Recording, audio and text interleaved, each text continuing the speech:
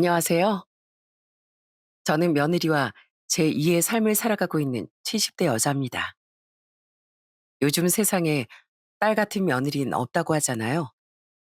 요즘 젊은 세대들은 그런 걸 싫어한다고 하니 저도 그런 기대를 적고 있었습니다. 그런데 제가 늙음하게 무슨 복이 있는지 참 마음 넓고 속 깊은 며느리를 만나게 되었답니다. 저는 전쟁 직후 누구나 어려웠던 시절에 태어났어요. 결혼할 나이가 되어선 아버지가 결혼하라는 상대와 잘 알지도 못한 채 결혼을 하게 되었어요. 저기 읍내 포목점을 크게 하는 집 장남이야. 이 애비가 보기에 인물도 그만하면 괜찮고 집안 어르신들도 예의가 아닌 양반이더라. 아버진 본인이 보시기에 너무나 괜찮은 신랑감이라며 걱정 말라고 하셨지만 혹시 이상한 사람이면 어떡하지, 무슨 문제라도 있다면 하는 걱정이 꼬리를 물고 이어졌죠. 하지만 역시 아버지의 안목이 탁월했는지 결혼 직전 처음 만난 남편은 정말 좋은 사람이더라고요.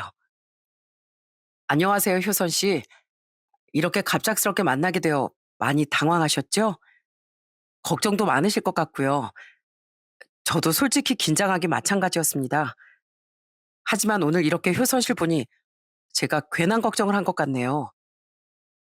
평생을 부모님 그늘에서 살던 전 강단 있는 남편이 정말 믿음직스러웠습니다. 남편은 결혼 이후에도 식구들 밥은 굶기지 않겠다고 장담을 했어요. 그 당시에 남편은 무역회사에서 근무하는 직장인이었습니다. 남편은 회사 일로 해외 출장이 참 많았어요. 이번에 가는 데는 저번에 갔던 일본이나 중국보다 훨씬 멀어.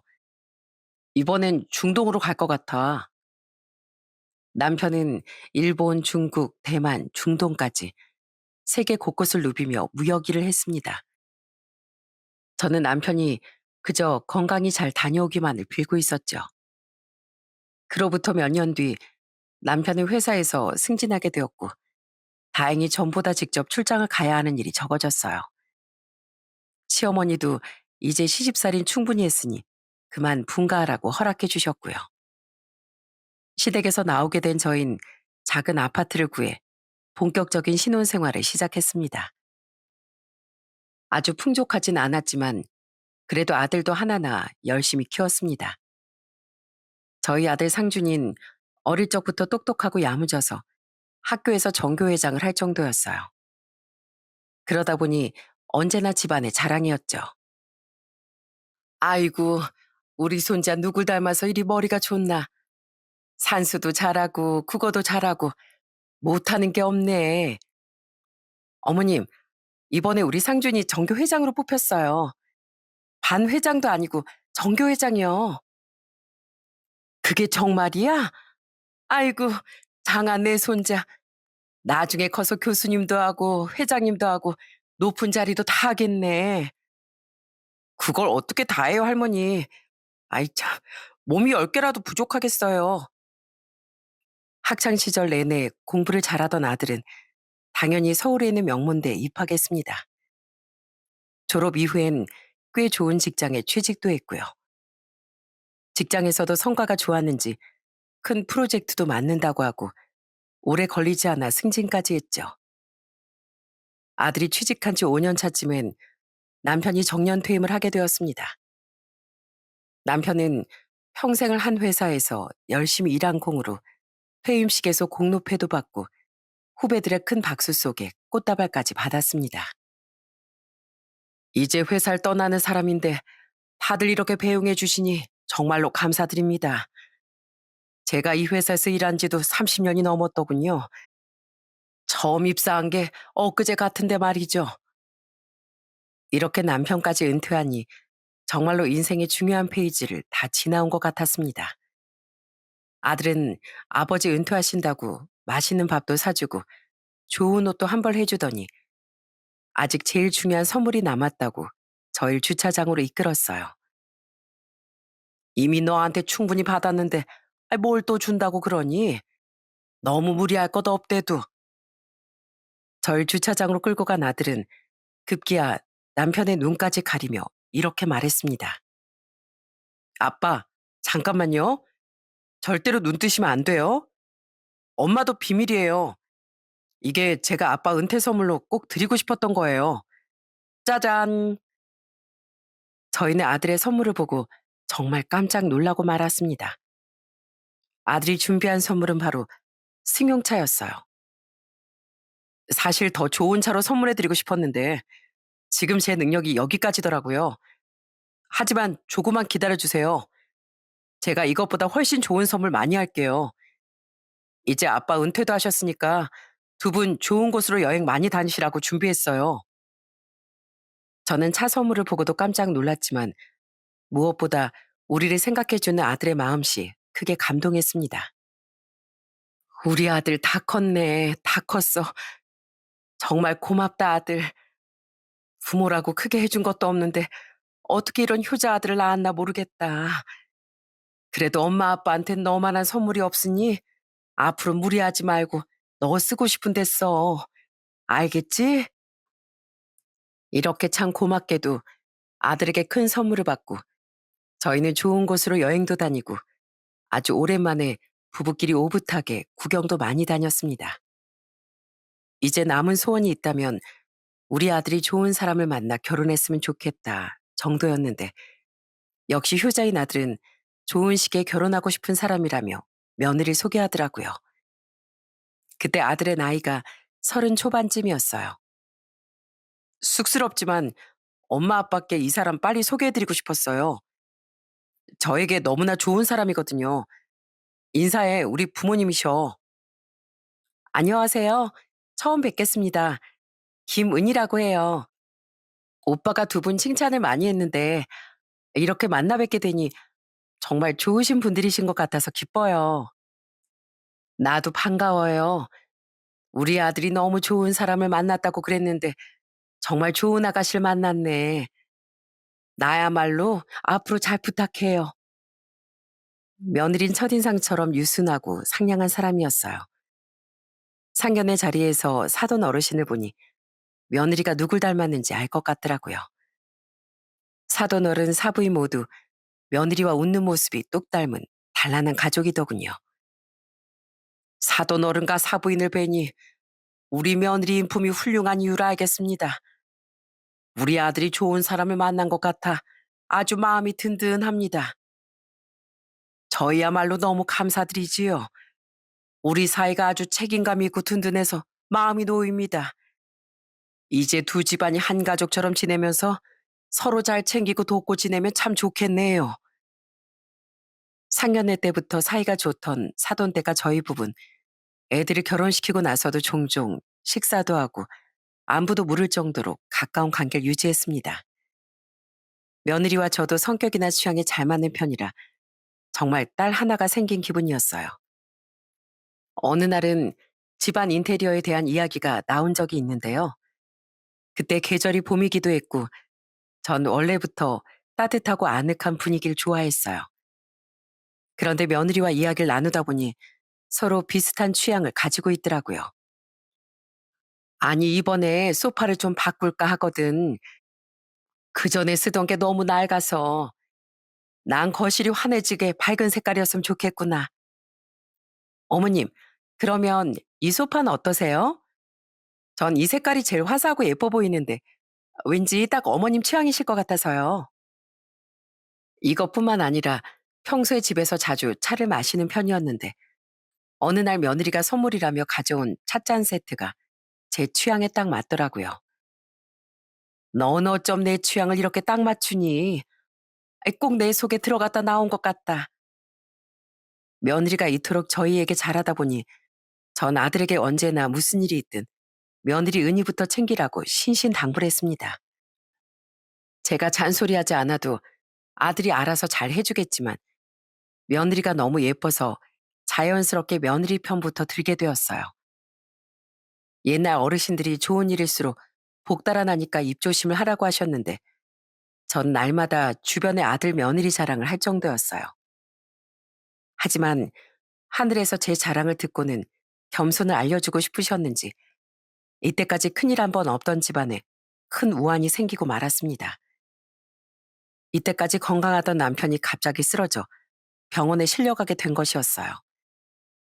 그때가 저희 아들 며느리가 결혼한 지 1년이 겨우 넘은 시기였어요. 저는 의사 선생님을 붙잡고 울며 불며 물었습니다. 선생님, 저희 남편이 대체 왜 이런가요? 얼마 전까지만 해도 별 이상이 없었는데 대체 무슨 병에 걸린 거예요? 환자분 검사 결과를 보니 급성 간 부전으로 보입니다. 간이 본래의 역할을 제대로 하지 못하고 있어서 체내 독소가 쌓이고 여러 증상이 나타나고 있어요. 당장이라도 간 이식을 고려해야 합니다. 의사 선생님은 당장이라도 간 이식이 필요하다고 했습니다. 하루아침에 이식 수술을 받아야 한다니 저는 벼락을 맞은 것처럼 큰 충격을 받았죠. 남편이 입원했다는 소식을 듣고 아들과 며느리도 급히 병원으로 달려왔습니다. 상준아, 은희야, 네 아버지 당장이라도 간 이식을 받아야 한단다. 이를 어쩌면 좋니? 간 이식이요? 그만큼 심각한 상황이에요? 그럼 제가 수술할게요. 아버지께 간 드릴게요. 아들은 간 이식이 필요하다는 말에 한 채 망설임도 없이 간을 기증하겠다고 했어요. 아들의 말에 오히려 제가 말릴 정도였어요. 네 마음은 참 고마운데 너 결혼한 지도 얼마 안 됐고 아직 아이도 없는데 이식 수술같이 큰 수술을 한다는 게 마음에 걸린다. 은희한테도 미안한 일이고.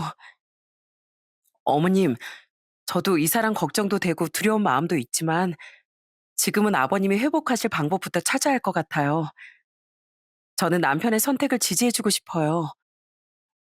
며느리는 너무나 고맙게도 아들의 선택을 말리지 않았습니다.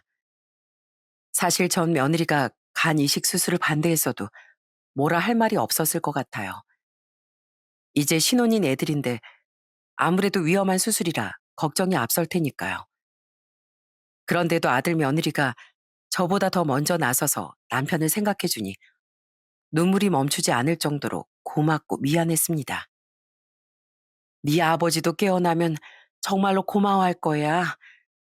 부모가 돼서 자식을 차가운 수술대에 눕힐 생각을 하면 겁부터 나지만 네가 먼저 하겠다고 나서줘서 정말로 고맙다. 엄마, 두 번, 세 번 생각해도 당연한 결정이에요.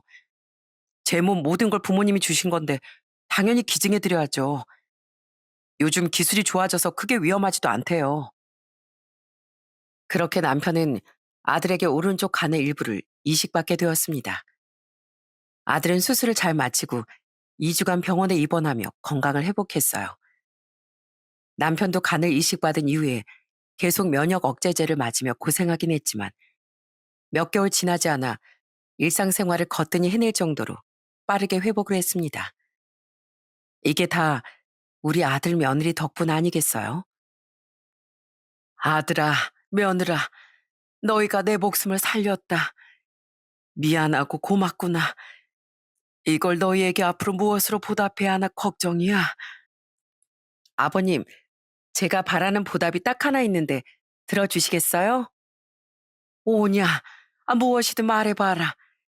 내가 너희가 원하는 게 있으면 수단과 방법을 가리지 않고 다 들어주마.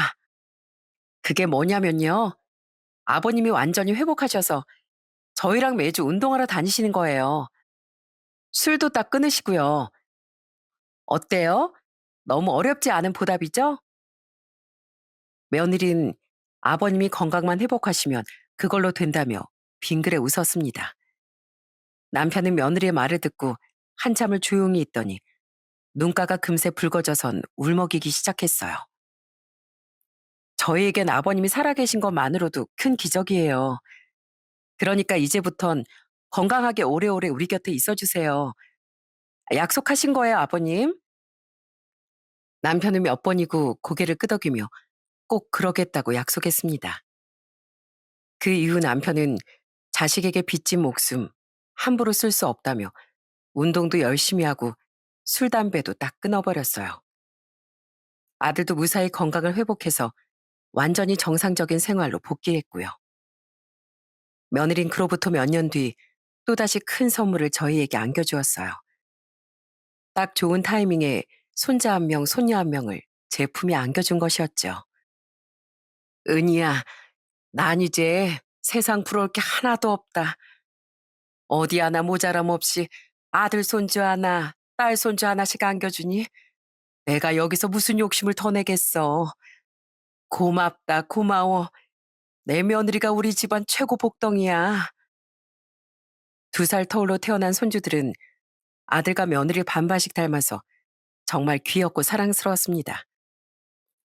남편도 손주들을 어찌나 예뻐하던지 애들이 놀러 오는 주말만 기다리며 사는 사람 같았다니까요. 여보, 난 전생에 나라를 구한 모양이야. 그렇지 않으면 이렇게 행복하게 노후를 보낼 수 있을까? 난 우리 아들, 며느리, 손주들을 위해서라면 목숨이라도 내놓을 수 있어. 그 무렵 아들은 다니던 직장을 정리하고 새로운 사업에 뛰어들었습니다. 이제까지 직장일만 하던 아들이 사업을 잘 할 수 있으려나 걱정이었는데 초반부터 그런 대로 수익이 잘 나오는 모양이었어요. 엄마, 저한텐 더 큰 꿈이 있어요. 사업을 확장해서 해외로 진출해 보려고요. 아무래도 국내 시장이 작기도 하고 사업이 잘 되니까 욕심도 나고요. 그래, 네가 하는 일이라면 틀림없이 잘 될 거다. 그런데 너무 욕심만 부려서는 안 돼. 마음이 앞서면 잘 될 일도 그르치기 마련이야. 하지만 아무것도 모르는 제가 보기에도 아들이 욕심을 부리는 게 보였습니다. 들을 때마다 사무실을 넓히고 공장을 새로 짓는다는 둥, 직원을 몇 명이나 더 뽑았다는 둥, 그런 소리를 하더라고요. 처음엔 저도 사업이 잘 되니까 욕심을 부리는 거겠지 하며 넘겼습니다. 하지만 점점 아들의 상태가 달라지기 시작했어요. 날이 갈수록 일하는 시간이 늘어나고 얼굴에선 웃음이 사라졌습니다. 요새 사업이 많이 바쁘니? 들어보니까 외박도 자주 한다던데 네가 그렇게 바쁘면 며느리도 혼자 애들 돌보느라 힘들 텐데. 그게 요즘 경기가 갑자기 안 좋아졌잖아요. 수출 규제도 심해지고요. 저도 밤낮으로 직접 뛰면서 어떻게든 부도 막아보려고 하는데 쉽지가 않네요. 아들이 그렇게 잠도 못 자고 밥도 못 먹어가며 고생을 하다니 저도 남편도 마음이 좋지 않았습니다. 하지만 사업적으로 뭘 도와줘야 하나 싶어 쉽게 나서질 못하고 있었어요. 그러던 그때 남편이 제게 이런 제안을 하더라고요. 내가 생각을 해봤는데 우리 아파트를 팔아서 상준이를 도와주면 어때? 당장 자금난으로 힘들다고 하니 이 아파트 판 돈이면 급한 불은 끌 수 있을 거야. 이제 아들도 결혼시키고 우리 둘이 사는데 작은 빌라로 이사 가서 살아도 충분하잖아. 사실 그때 저희가 가진 재산은 약간의 현금과 아파트 한 채뿐이라 이 집을 팔면 우리 노후를 어찌해야 하나 걱정이 되긴 했습니다. 그래도 당장 아들이 급하다는데 망설일 시간이 없었죠. 저희는 금매로 아파트를 팔고 그 돈으로 아들의 사업 자금을 도왔습니다. 아들은 처음엔 받을 수 없다고 거절하더니 사정이 급했는지 결국엔 죄송하다며 돈을 받더라고요. 엄마, 아빠, 죄송해요. 이거 아파트 파신 돈이죠? 제가 좋은 집은 못 해드릴 망정 두 분 사시는 집까지 팔게 하고 정말 죄송해요. 괜찮다, 상준아. 내가 널 위해 못할 게 뭐가 있겠니? 이 돈으로 우선 급하게 막아야 할 것부터 해결해라. 앞으로도 어려운 일 있으면 언제든지 말하고. 우리가 누구니? 네 아빠 엄마 아니냐? 자식이 힘들다는데 부모가 도와야지. 아들은 그 돈으로 큰 불부터 껐다며 그제야 겨우 웃어 보였습니다. 하지만 아들의 미소는 그리 오래가지 않았어요. 사업이 안 되려고 작정을 했는지 이번엔 믿고 모든 일을 맡기던 직원이 자금을 횡령해 사라지는 사건이 벌어졌습니다. 자꾸만 연달아서 터지는 문제들로 인해 평소에 90kg에 육박하던 아들은 살이 20kg이나 빠져서 한눈에 보기에도 앙상할 지경이었어요. 아이고, 왜 이렇게 말라서 상준아. 너 밥도 못 먹고 다니는 거야? 어? 아니에요, 엄마. 집사람이 저를 얼마나 잘 챙겨주는데요. 근데 제가 스트레스가 심해서 그런지 살이 자꾸 빠지네요. 집사람도 그래서 너무 속상해해요. 그때 아들은 직원이 횡령한 돈 문제를 해결하느라 또다시 골머리를 썩이고 있었어요. 이번에도 저희 부부는 그런 아들을 모른 척할 수 없어 마지막 비상금으로 가지고 있던 노후 자금을 아들에게 건넸어요. 아들은 아무 말도 하지 못하고 눈물까지 보였습니다. 울지 마라. 아, 울긴 왜 울어? 부모가 자식 힘들다는데 못 본 척하고 어떻게 가만히 있니? 우리 노후야 뭐 너희 잘 되는 거 보면 그게 제일 든든한 노후지. 그러니까 기죽지 말고 다시 일어나 봐. 엄마 아빠는 언제나 네 편이야. 알겠지? 아들은 손등으로 눈물을 훔치며 고개를 끄덕였고 옆에서 듣고 있던 며느리도 말없이 제 손만 꼭 잡고 있었어요. 그날 우린 아무 말 없이 서로의 손을 잡고 오래도록 앉아만 있었어요. 그 이후 아들은 저희가 준 돈으로 간신히 위기를 넘긴 듯 보였습니다. 하지만 진짜 큰 위기는 저희 부부에게 닥치고 말았네요. 이식 수술을 받고 몇 년이나 건강하게 지내던 남편이 또다시 간에 만성 염증이 생겼고 불행하게도 그것이 간 경변으로 발전하고 말았습니다. 남편은 또다시 얼굴이 누렇게 뜨고 배에 복수가 차서 매일을 힘겨워했어요. 그런 남편을 지켜보며 아들은 더더욱 괴로워했죠. 남편은 힘겹게 투병하면서도 자꾸만 우는 아들에게 괜찮은 척을 해보였습니다. 아들아, 남자가 큰 일을 하다 보면 이런저런 파도는 타는 법이다. 특히 사업을 하다 보면 정말 별일을 다 겪는 법이야. 그러니까 기죽지 말고 어깨 펴 이 녀석아. 아버지, 다 저 때문인 거죠? 저 때문에 스트레스가 심해서 아버지 건강마저 나빠진 것 같아요. 아, 우리 아들 녀석이 왜 이렇게 울보가 됐어? 이 아빠가 너처럼 든든한 아들 두고 그냥 쓰러질 것 같아? 아직 이 아빠 죽긴 일러. 이 아빠가 젊을 적에 몇 개국을 돌며 외국인 대상으로 일을 따냈는지 얘기해줬지? 사나이가 기세가 있어야지, 응? 아빤 괜찮아. 남편은 끝까지 본인은 괜찮다며 금방 일어날 거라며 지키지 못할 약속을 했습니다. 제가 40년 넘게 살아온 남편은 무슨 일이든 한다면 하는 사람이었어요. 그래서 이번에도 반드시 이겨낼 거라고 생각했습니다. 여보, 나 알지? 난 이과병에 지지 않아. 당신이랑 앞으로 하고 싶은 게 얼마나 많다고. 난 지지 않아. 난 절대 안 져. 당연하지. 당신은 약속을 반드시 지키는 사람이잖아. 그러니까 치료 잘 받고 우리 꼭 일어나자. 알겠지? 하지만 그 말은 남편이 제게 했던 최초의 거짓말이자 영원히 지키지 못한 약속이 되었습니다. 남편은 가족들이 모두 지켜보는 가운데 혼자 먼 길을 떠나고 말았어요. 신혼 때부터 출장 간다고 절 그렇게 혼자 두더니 이 나쁜 양반이 절 또 오랜 시간 혼자 둘 작정인가 봅니다.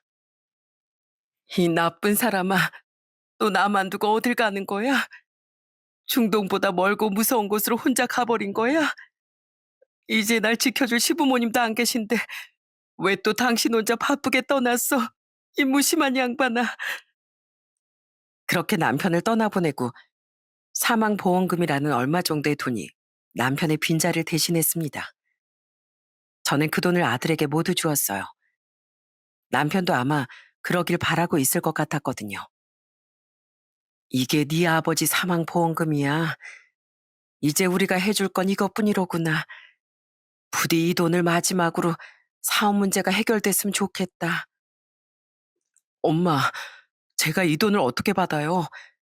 제가 사람이라면 엄마 아빠 집도 뺏고 노후자금도 뺏고 이젠 아버지 보험금마저 뺏을 수 있겠어요? 이 돈만은 안 돼요. 저 못 받아요. 저는 받지 못하겠다는 아들에게 아주 오랜만에 크게 화를 냈습니다. 아마 이렇게까지 큰 소리를 낸 건 처음이었을 거예요. 왜? 왜 못 받아? 네 아버지가 제일 걱정하던 건 본인 건강 상태보다 상준이 네가 힘들어하는 모습이야. 아버지가 마지막으로 주신 선물이면 감사하게 받고 잘 쓸 생각을 해야지. 왜 안 받아? 왜? 전 급기야 눈물까지 흘리며 아들에게 화를 냈습니다. 그러자 며느리 역시 눈물을 흘리며 제 앞에 무릎을 꿇었어요. 어머님, 아버님, 죄송해요. 정말 죄송해요. 저희가 무슨 낯짝으로 두 분 얼굴을 보겠어요. 너무 죄송해서 그래요. 너무 죄송해서. 아들 며느린 제가 몇 번이나 화도 내고 달래기도 한 끝에 결국 남편의 보험금을 받았어요. 하지만 그 돈으론 도저히 문제를 해결할 수 없었는지 결국엔 회사 문을 닫고 말았습니다. 사업을 정리한 이후에 아들은 완전히 자포자기했고 몇 주씩 연락이 끊어지기도 했어요. 그때마다 혹시 무슨 일이 날까 싶어서 며느리에게 전화를 걸었죠. 며느린 점점 더 기운 빠진 목소리로 오히려 절 위로했습니다. 어머님, 제가 어떻게든 그 사람 붙잡고 있어요. 아무것도 안 해도 되고 집에만 있어도 된다고 해도 마음이 계속 괴로운가 봐요. 제가 계속 옆에 있을게요. 그러니까 너무 걱정 마세요, 어머님. 그러길 몇 달 뒤, 그날도 때 아닌 폭우로 날이 우중충하던 때였습니다. 저도 집에 혼자 힘없이 누워있는데 정말 오랜만에 아들에게 전화가 걸려왔어요. 저는 급하게 전화를 받았죠. 엄마, 식사는 하셨어요? 저 아버지 보러 납골당에 왔어요. 못난 아들이 아빠 혼자 여기다 두고 자주 찾아와 보지도 못했어요. 상준아, 너는, 너는 밥은 좀 먹었어? 아니, 비가 이렇게 오는데 거기까지 갔다고? 아빠가 많이 보고 싶었구나. 엄마랑 같이 가지. 아니에요, 엄마. 엄마, 정말 죄송해요. 저 그래도 엄마 아빠 아들로 태어나서 정말로 행복했어요. 그거 하나만큼은 알아주세요. 상준아, 아, 너 왜 그래? 엄마도 당연히 상준이가 아들로 태어나줘서 너무나 감사하고 행복해. 우리 아들 지금 우니? 아, 울지 마. 괜찮어. 지금부터라도 다시 시작하면 돼. 너 아직 젊잖아. 그러니까 우리 다시 힘내보자.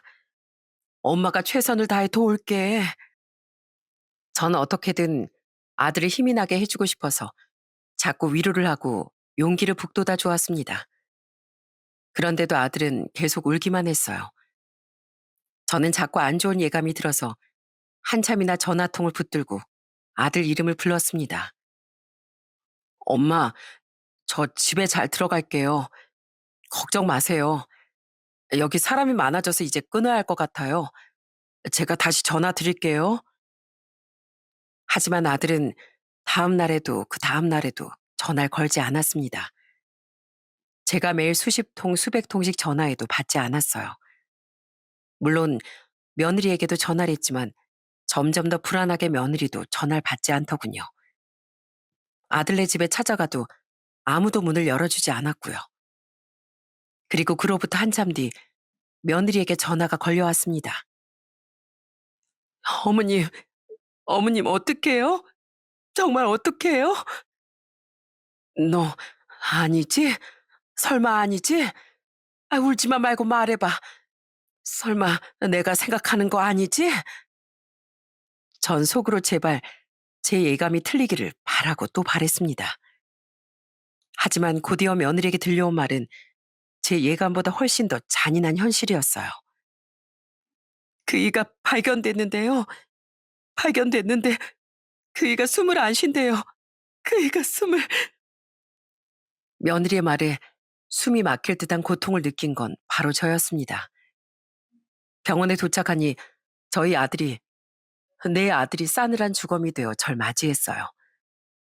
저는 고통에 몸부림치며 울었습니다. 안 돼, 안 돼, 상준아, 안 된다. 이대로 못 가. 엄마가 어떻게 널 보냈니? 세상에 하나뿐인 우리 아들을 어떻게 이 엄마 손으로 묻으라는 거야? 너 그렇게 잔인한 애였어? 엄마를 이렇게 힘들게 할 거야? 제발, 엄마가 잘못했다. 다 엄마 잘못이야. 그러니까 상준아. 예전에 누군가가 그랬습니다. 자식을 앞세운 부모는 그 슬픔이 너무 커서 감히 부를 만한 이름도 없다고요. 과부, 호래비, 고아 이렇게 다 이름이 있는데 자식을 잃은 부모만큼은 그 고통이 너무 비극적이라서 사람들이 부를 말조차 만들지 못했다고요. 제 옆에서 며느리 역시 넋을 놓고 소리도 내지 못한 채 눈물만 줄줄 흘리고 있었어요. 어머님, 이거 그 사람이 쓴 유서래요. 전 도저히 못 읽겠어요. 이 사람이 얼마나 힘들었으면 이런 선택을 했을까요? 며느리가 건넨 한 장의 종이엔 아들이 마지막으로 쓰고 간 마지막 인사가 또박또박 적혀 있었어요. 엄마, 아버지를 보내고 홀로 남은 엄마 걱정에 자꾸 목이 메어요. 끝까지 불효자인 절 부디 용서하세요. 제 48년의 인생 중 엄마 아빠의 아들로 살던 그 시절이 가장 행복하고 즐거웠어요. 혹시나 이런 선택을 한 절 용서하신다면 다음 생에도 엄마 아빠의 자식으로 태어나고 싶어요. 그땐 언제나 두 분을 웃게만 해드리는 아들이 될게요. 그리고 은희야, 너에게 무거운 짐만 남기고 혼자 떠나는 날 너무 많이 미워하지 말아줘. 당신과 함께했던 모든 시간이 너무나 소중했어.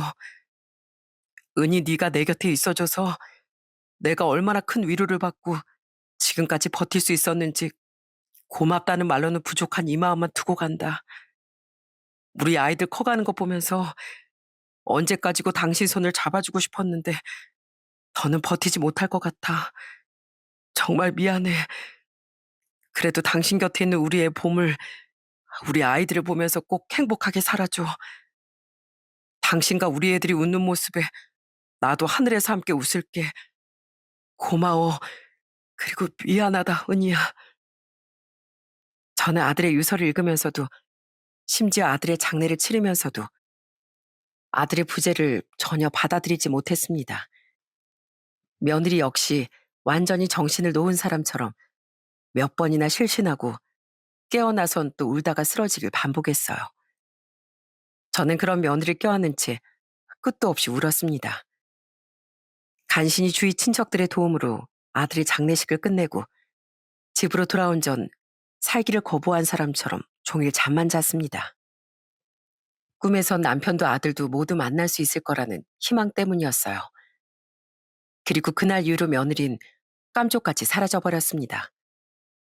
저는 받지도 않은 전화를 붙잡고 음성 메시지까지 남겨가며 며느리를 찾아 헤맸어요. 은희야, 너 왜 이렇게 연락이 안 되니?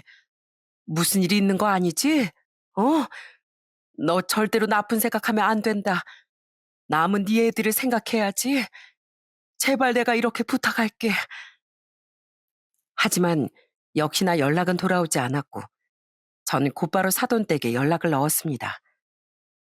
하지만 사돈댁에서도 며느리와 연락이 되지 않는다고 수심이 가득한 목소리로 대답했어요. 그러기를 수십 번 반복하자 어느 날 사돈 어른이 제게 이렇게 말씀하셨습니다. 저 사부인, 아무래도 지금 우리 딸아이가 충격이 큰 모양입니다. 당분간은 혼자 지내고 싶어 하는 것 같은데 지금은 일단 시간을 좀 주는 게 어떻겠습니까? 아마 사돈댁에선 며느리와 연락이 닿은 모양이었어요. 저는 내심 서운하긴 했지만 그래도 며느리가 나쁜 선택을 하지 않고 잘 있는 것 같아 애써 서운한 마음을 감췄어요. 그리고 날마다 며느리에게 문자 메시지를 보냈답니다. 우리 며느리 잘 있지? 밥은 잘 먹는지 잠은 잘 자는지 걱정이다. 은희야, 내가 오랜만에 시장에 갔다가 너 좋아하는 냉이가 잔뜩 나온 걸 봤다. 이맘때쯤 먹어야 맛있다고 네가 참 좋아했었는데 오늘 내가 책을 읽는데 이런 구절이 있더구나. 가장 깊은 슬픔을 견딘 사람만이 가장 따뜻한 위로를 건넬 수 있다. 은희에게 내가 위로가 되었으면 좋겠구나. 저는 며느리에게 좋은 말, 좋은 책 구절을 보내는 걸 하루 일과처럼 여기며 그렇게 혼자서 아픔을 사귀며 살았습니다. 그러다 이대로 살다간 저마저 큰일이 날 것 같아 당장 생활비를 벌러 생계 전선에 뛰어들었어요. 사실 전 그때 빈털털이나 다름없었어요. 하지만 막상 일자리를 구하려고 보니 저는 가진 능력도 경험도 없는 그저 나이든 할머니더라고요. 저는 여러 곳을 기웃거리다 모텔보다 시설이 나쁜 여간방을 청소하는 일을 맡게 되었습니다. 단순히 객실 청소를 하는 일이었지만 생전 처음 하는 일이다 보니 몸과 마음이 정말 힘들었어요. 그때 전 언젠가 제가 남편과 아들 곁으로 가더라도 우리 손주들에게 뭐 하나 남겨주고 가야겠다는 마음뿐이었어요. 당시 제가 일하던 여관엔 사장이란 여자가 사사건건 트집을 잡으며 제가 뭘 해도 못마땅해 하는 눈치였습니다. 평소엔 그래도 이해가 가는 지적이었는데 유독 술만 먹으면 폭언이 심해졌어요. 아줌마, 이 머리카락 뭐야? 돈은 돈대로 받아가면서 청소 하나 똑바로 못해요? 그리고 화장실 이게 또 뭐야? 이래서 손님이 오겠어? 가뜩이나 장사도 안 돼 죽겠구만. 이렇게 제게 막말을 하다가도 술을 안 먹거나 기분이 좋은 날엔 절 여사님이라고 부르며 칭찬까지 하더라고요. 저는 조울증이 있는 사람처럼 날마다 오락가락하는 사장의 심기를 맞추느라 정말 애를 먹었습니다. 하지만 가진 것 없고 배운 것 없는 전 그저 꾹 참고 청소만 열심히 할 뿐이었죠. 그날도 전 5층 건물의 계단을 한 칸 한 칸 오르며 물청소를 하고 있었습니다. 그건 또 기분이 안 좋은지 계단 전부를 닦으라는 사장의 지시였어요. 그날도 사장은 밖에서 술에 취해 들어오더니 제가 있던 층까지 걸어 올라와 이곳저곳 트집을 잡고 있더라고요. 사장은 손가락질도 하고 침까지 튀기며 열심히 제 욕을 하다가 벼랑간 계단에 남아있던 물기를 밟고 뒤로 넘어지고 말았습니다. 쿵 소리가 날 정도로 심하게 넘어진 사장은 일어나지도 못하고 주저앉아 끙끙거렸어요. 저는 깜짝 놀라 곧장 달려가 사장을 부축했죠. 그러자 사장은 거칠게 제 손을 뿌리쳤어요. 그리곤 벼랑간 제 뺨을 치는 게 아니겠어요? 저는 눈앞에 별이 반짝일 정도로 큰 충격을 받았습니다. 당신, 나 죽이려고 작정했어? 아줌마 때문에 나 허리 나갈 뻔했잖아. 아우, 허리야. 이 아줌마가 사람 잡네. 사장님, 지금 저한테 손 찍어 마신 거예요? 계단 전부를 물청소하라고 해서 열심히 청소한 잘못밖에 없어요, 저. 아우, 시끄러워. 왜 이렇게 떽떽거려? 그러니까 남편도 아들도 못 견디고 가버린 거 아니야, 아줌마. 내가 사정이 딱해 보여서 받아줬더니만 이제 나까지 저 세상 보내려고 하네. 뭐라고요? 이 사람이 진짜 지금? 저는 인간이길 포기한 것 같은 사장의 말에 말문이 막혀서 제대로 대꾸도 못하고 있었어요. 그런데 그때 듣기만 해도 눈물이 날 것 같은 목소리가 저 대신 사장에게 버럭 소리를 질렀습니다. 이봐요. 당신 지금 뭐 하는 짓이야? 지금 우리 어머니 폭행한 거죠? 내가 다 지켜봤어요. 우리 어머님한테 손찌검했잖아. 당신, 내가 이거 다 고소할 거야? 폭행죄, 모욕죄, 정신적인 피해 보상까지 다 고소할 테니까 당신 두고 봐. 이제 이 세상에 절 어머님이라고 부를 사람은 딱 한 사람뿐이었어요. 당신이 누군데 이 아줌마를 어머님이라고 부르는 거야? 자식 하나 있는 거 죽었다고 했잖아. 그래, 내 남편 죽었다. 대신 이 며느리가 살았다. 어쩔래? 내가 다 지켜봤거든? 당신이 어떤 식으로 우리 어머님을 무시하고 짓밟는지. 당신이 때린 사람은 내 가족이고 하나뿐인 소중한 사람이야. 그런 어머님을 당신이 때려? 어디 감히.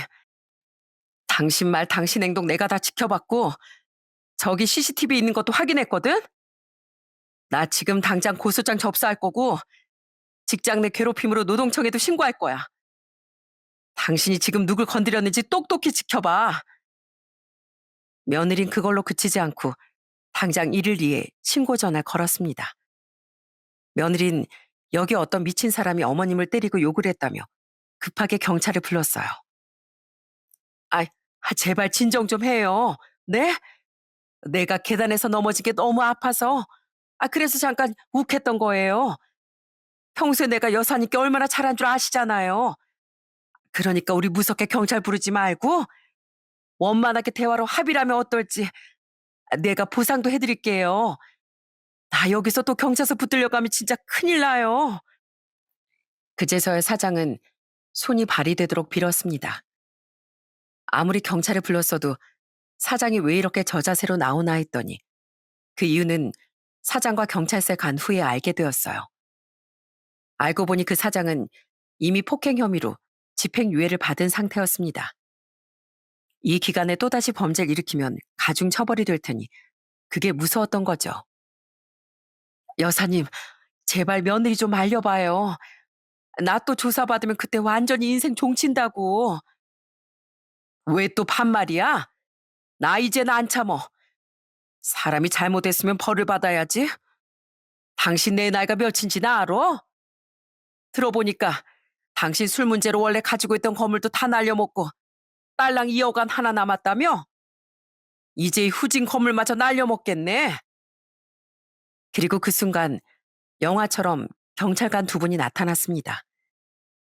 사장은 경찰에게 끌려가면서도 끝까지 처벌만은 안 된다고 소리소리를 지르더라고요. 그렇게 사장이 끌려가고 나서야 전 겨우 며느리와 눈물의 상봉을 하게 되었어요. 은희야, 이게 대체 얼마만이야? 벌써 7개월도 넘었다. 그동안 대체 어디 있던 거야? 잘 있었어? 어, 어디 아픈 데는 없고? 네, 어머님. 어머님은 잘 지내셨어요? 제가 너무 오래 떠나 있었죠? 죄송해요. 저 사실 삶을 포기하고 싶은 순간이 많았어요. 그런데 어머님이 매일 제게 보내주시던 그 문자 때문에 마음을 다 잡고 살았어요. 얼마 전에 어머님이 여기에 취업하셨다고 손주들 장난감이라도 하나 사주고 싶어서 열심히 일하신다고 하셨잖아요. 그 문자를 보고 너무 걱정돼서 여기까지 찾아와 봤어요. 그런데 아니나 다를까 어머님이 이런 모욕을 당하는 걸 제 눈으로 목격하게 됐네요. 며느리와 전 길게 말을 나누지 않아도 이미 서로의 마음을 다 알 것 같았습니다. 우린 친모녀처럼 서로에 대해 잘 알던 사이였으니까요. 만약 그 순간 저 혼자였다면 사장에게 그런 꼴을 당해도 제대로 대응하지 못했을 것 같아요. 며느린 경찰에게 가서 계속 제 손을 놓지 않고 절 안심시켜 주었어요. 경찰은 저희에게 계속 고소를 진행할 건지 물었어요. 당연히 진행해야죠. 저희 어머님이 이 사람한테 손찌검을 당했다니까요. 꼭 처벌해 주세요. 며느린 경찰서를 나오는 그 순간까지 가장 센 처벌을 해달라며 몇 번이고 부탁하고 또 부탁했습니다. 어머님, 지금 근처에 어머님 손주들이 기다리고 있어요. 어머님이 우리 아이들을 얼마나 그리워하셨을까 생각하면 다 제 잘못인 것 같아요. 애들도 요즘 자꾸 할머니 얘기해요. 큰애는 아침마다 오늘은 할머니 와? 하고 물어요. 저 솔직히 너무 힘들어서 몇 번이나 무너질 뻔했는데 그래도 어머님 생각하면서 버텼어요. 그게 정말이냐? 당장 오라고 해라. 우리 손주들, 내 새끼들 지금 당장 보고 싶다. 며느린 곧바로 어디론가 전화를 걸었고 얼마 지나지 않아 눈에 넣어도 아프지 않을 손주들이 달려와 제 품에 안겼습니다. 아이고, 이 금쪽 같은 내 새끼들 잘 있었어? 어디 얼굴 좀 보자. 할머니 보고 싶었어요. 할머니도 우리 보고 싶었어요? 그럼 그걸 말이라고 해? 너희랑 너희 엄마가 보고 싶어서 할머니 밥도 못 먹고 잠도 잘 못 잤어. 전 옆에서 여전히 울고 있는 며느리를 끌어안았어요. 며느리 토닥거리면서 저도 참 많이 울었네요. 혼자서 애들 데리고 많이 힘들었지? 우리 어서 집으로 가자. 집에 가서 다시 예전처럼 밥도 해 먹고 차도 마시고 밤새 이야기도 나누자. 그렇게 며느리와 손주들을 집에 데려오고 나서 전 며느리에게 그간 있었던 일에 대해 모두 들을 수 있었습니다. 며느리 이야기를 다 듣자 그동안 혼자 얼마나 힘들었을지 가슴이 무너지더군요. 저 한동안 정말 남편이 없다는 걸 받아들이지 못했어요. 그래서 저도 남편을 따라가고 싶은 생각을 수없이 했고요. 어머님, 저 실제로 몇 번이나 안 좋은 시도까지 했고요. 그런데 그런 날이면 어김없이 꿈에 그이가 나타나더라고요. 남편은 "은희야 제발 그러지 마. 네가 살아야 아이들이 살아. 제발 부탁이야." 하면서 매번 제 손을 꼭 잡고 울었어요. 하늘에 있는 아들이 얼마나 며느리를 살리고 싶었으면 매번 꿈에 나타나기까지 했을까요? 그 사람이 계속 저를 막았어요, 어머님. 계속 살아달라고, 당신 아직 오면 안 된다고, 제발 애들 지켜달라고. 그런 꿈을 꾸고 간신히 눈을 뜨면 어머님한테 문자가 와 있는 거예요. "오늘 하루는 어땠니? 밥은 먹었니?" 하면서. 며느린 제 문자 하나하나 읽다가 결국 울음을 터뜨리고 그 순간 제가 가장 먼저 떠오르더랍니다. "어머님, 제 부탁 하나만 들어주세요. 저 여기서 어머님과 계속 살면 안 될까요? 어머님 모시고 아이들이랑 같이 살고 싶어요. 저 이제 어머님 없이 못 살아요." "나랑 살겠다고? 은희야, 넌 아직 젊잖니. 너도 좋은 사람 만나서 새 출발해야지. 널 붙잡아 두는 건 내 욕심이야." 어머님, 그런 말 하지 마세요. 제게 남편뿐이에요. 그리고 어머님이 계속 제 곁에 있어 주신다면 다시 제가 힘을 내서 우리 아이들 잘 키울 수 있을 것 같아요. 늘 그랬듯 제게 다시 용기를 주세요, 어머니. 며느린 제 앞에 무릎까지 꿇으며 애원했습니다. 저도 결국엔 눈물을 참지 못하고 며느리를 일으켜 세웠죠. "그래, 고맙다, 고마워, 언니야. 잘 왔다, 잘 왔어. 다시 와줘서 정말 고맙다. 우리 다시 힘을 내보자꾸나. 네 아이들, 내 손주들, 우리 보란 듯이 잘 키워보자." 이렇게 눈물의 재회를 계기로 다시금 가족의 연을 맺게 된 저와 며느린 합가 전에 곧장 사돈댁을 방문했습니다. 그간 사돈 어른 사부인도 얼마나 마음고생이 많으셨겠어요. 혹여 딸아이가 어떻게 될까봐 그저 가슴 졸이며 하루하루를 버티셨을 그 시간을 생각하니 제가 죄인 같아 발걸음부터 무거웠습니다. 사돈댁에 도착해서 현관문을 열고 들어서자 사부인이 눈이 퉁퉁 부은 얼굴로 절 맞아주셨어요. "사돈, 우리 은희 살려주셔서 정말 고마워요. 우리 딸을 살리셨어요."